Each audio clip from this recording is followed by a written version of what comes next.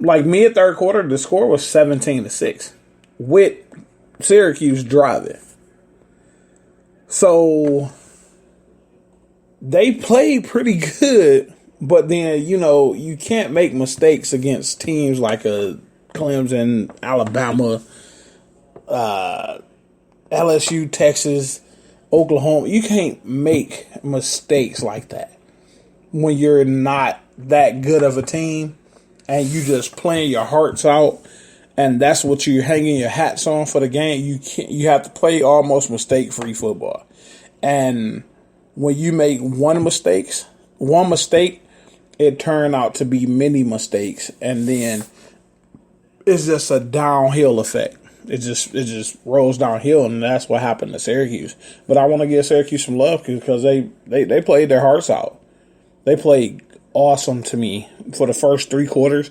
They was mixing up a lot of coverages, and they had Trevor Lawrence very confused.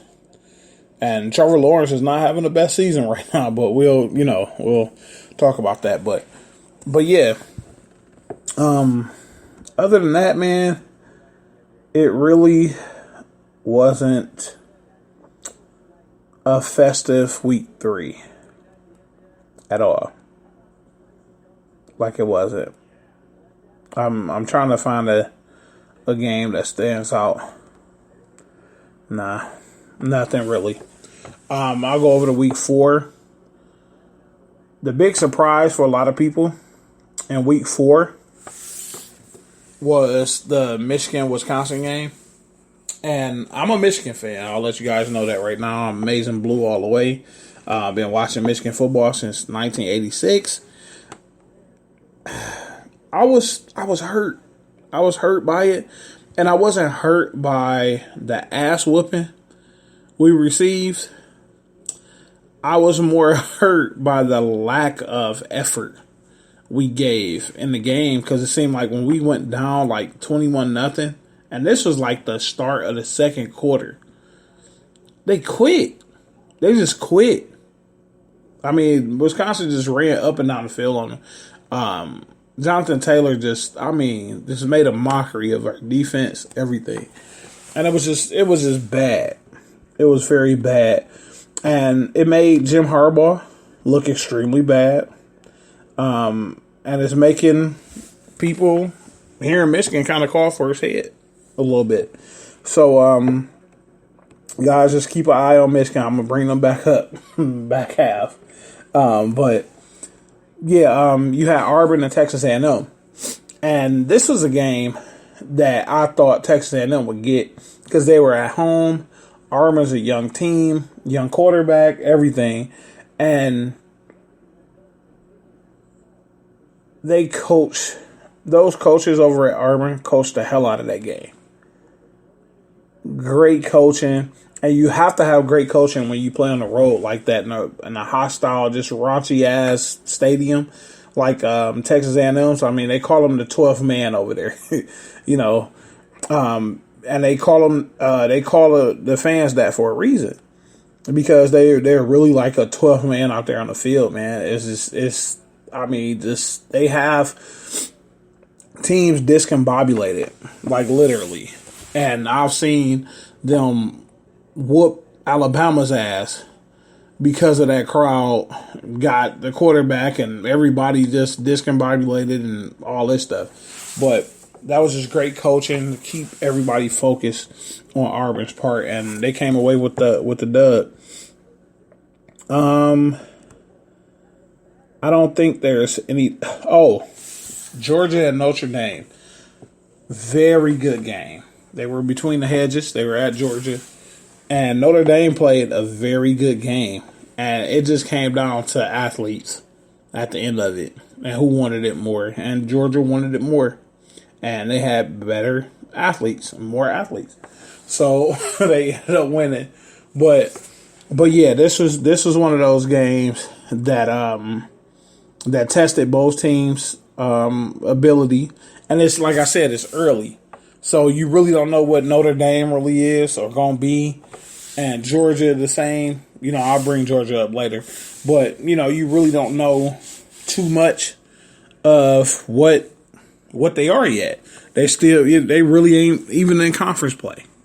So, well, Notre Dame don't have a damn conference. They play at ACC schedule, I guess, but they aren't in the conference. They're independents. But I'm more talking about Georgia more so.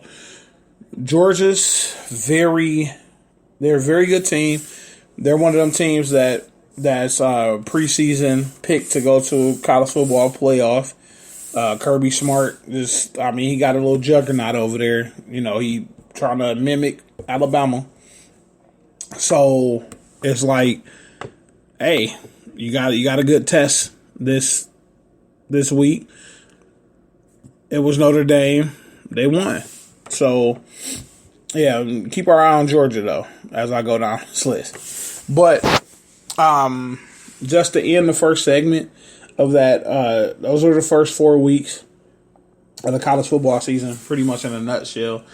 And I do want to reiterate that I don't like rankings so early, especially in college football. And I think in college football, I really think they need to get a hold of it and modernize it more, because I know when I first started watching college football back in the day, I know they just had the AP rankings. The Associated Press was the god of all football rankings. So when they rank people, they went by schedule. They really just went by schedule and wins and, impressing people and all this stuff. So you go all the way to 97, where Michigan and Nebraska split a national championship. So once they split that national championship, they was like, oh, we can't have this no more. We can't have nobody. That's when the coaches poll, they started having the coaches top 25. So the AP had Michigan as national champions, and the coaches poll had Nebraska as the national champions. So they we can't have that. So that's when they came up with the BCS, the computer rankings. So they came up with the top 2 teams, throw them in the computer, strength of schedule, all this stuff. And then you come out with the number 1 and 2 teams that'll play. That started to get funky. Nobody like that no more. So then we go to now they got the playoff, which top 4 teams. They still use the BCS system to a degree, but then it's it's a lot of stuff too. They got a committee where they choose if a team is good or not, or this team better than this one because they do this better and all this. It's weird. I feel like they should do an 18 playoff. Everything after 8, you cut the head off the snake. It's done after that. 8 teams, round robin playoff. You give top 2 teams byes, and then we go at it. That's why I think they should go straight into conference. Once you go straight into conference, that show how really strong you are if you can win your conference. I feel like you're in. The top conferences are you got your Power 5. You got your Pac-12, your Big 12, your ACC, your SEC, and your Big 10. That's your Power 5. So if you win your conference, you're in, I feel like. And then you have your 3 at-larges. So I don't know. They need to modernize it more to make it better. Because it's going to continue. It's going to continue to confuse people, and people are going to get pissed off about it. All these rankings and all that crap. It just doesn't make sense. But that's the first half. I'm tired, man. I'm sorry, y'all. I swear I'll give y'all a better show next time. I just wanted to kind of get my feet wet with this and get y'all the information that y'all need. But to my New York fans, man, as promised, Rutgers. I'll start with Rutgers.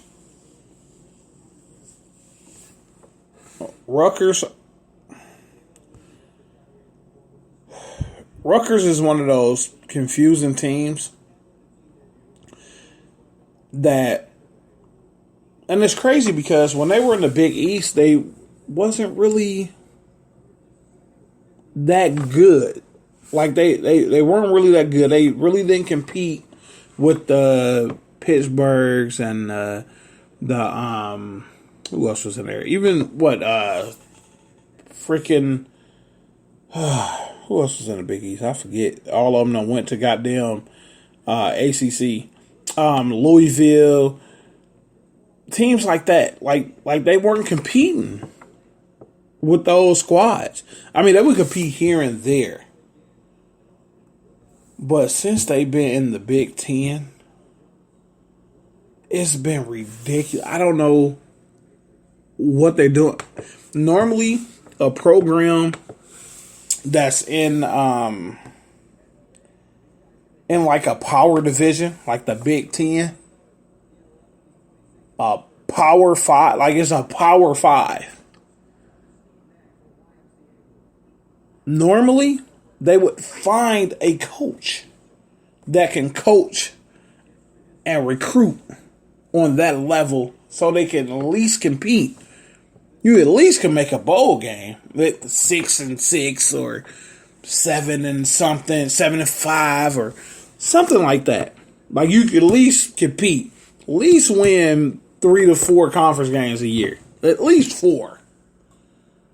They're winning nothing. Like they're going like 1-11s. Like it's ridiculous. I don't know. I think they're going to get close to getting kicked out of the conference. It's coming. I know it is. Because it's almost an automatic win for every team. Probably the only team that they'll probably scratch the surface of beating in the conference will probably be like a Purdue here and there, or Maryland. They'll compete a little bit with Maryland. And Indiana. Other than that, everybody else is blowing their ass out the water. Or Illinois, here and there. But everybody else is just beating them. It's an automatic win. So I pray for the fans of Rutgers. I really do. I really pray for y'all, man. And I just hope they can give y'all something to cheer for every year. Because at this point, I don't think nobody just sits in front of the TV and watch a damn Rutgers game. Get a pizza and popcorn and be like, oh, Rutgers coming on, Rutgers football. Yeah. No. I swear, nobody's doing that. Like, everybody probably be like, oh, man, they're going to lose. Like, it's crazy. It's almost like how I feel about the Detroit Lions. Like, just never giving me anything for the past 30 some odd years. Nothing. Only thing the Lions have given me is one playoff win in 91 against Dallas Cowboys and Barry Sanders. That's it. So I just feel for y'all, man, the Rutgers fans. As far as Syracuse goes, I think Syracuse is a coach away. I really think they need to find a gem of a coach. Not saying that I don't dislike what the coach is doing over now. I think he's bringing a structure to the program, but I think they really need somebody who, just like I was saying with Rutgers, but Syracuse isn't as bad. They're not an automatic win for